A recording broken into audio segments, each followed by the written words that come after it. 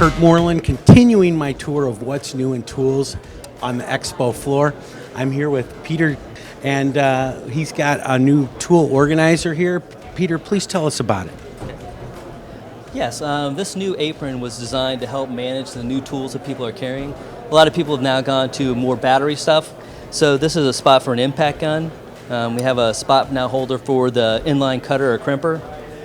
We've added magnets in the base of this pocket so that they can actually hold a lot of the sockets. That's cool.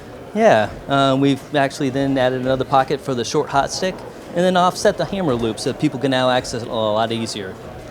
Then we can actually have accessories with the magnets to go ahead and hold nuts, bolts, and washers. And then just put all these tools back in front of the person so it makes it a lot more user-friendly.